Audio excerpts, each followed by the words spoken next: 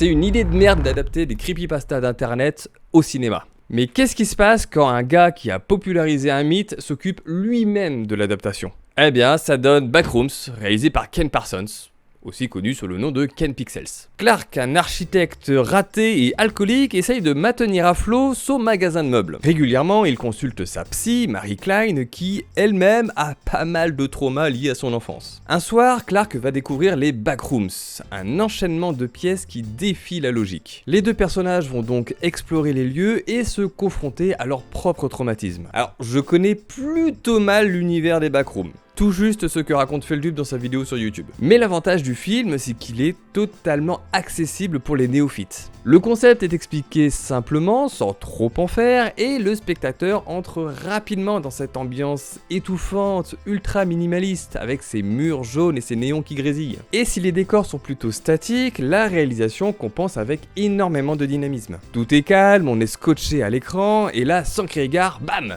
Le film bascule dans une horreur pure. Et c'est super intéressant dans cette manière de gérer la tension. Et franchement, ça fonctionne. Ken Parsons a réussi à transporter son univers YouTube de manière hyper pro, sans trop en faire et sans faire du grand spectacle qui va dénaturer le produit original. Après, faut réussir à se faire emporter par cet univers. C'est parfois lent, bizarre, dérangeant, mais au moins il y a une proposition intéressante et une base solide pour étendre toute cette histoire. Parce que le film pose des questions sans jamais te donner de réponse. Et c'est un petit peu ça la magie des Backrooms. On pourrait se contenter de ce que le film nous présente, que ce serait déjà incroyable. Et avec la ressortie du film qui comporte 16 minutes supplémentaires, on sent qu'il y a un chemin qui est en train de se frayer vers peut-être d'autres films. À voir ce que ça va donner, mais en attendant, on peut déjà se replonger dans les vidéos de Ken Pixels qui sont encore disponibles sur YouTube.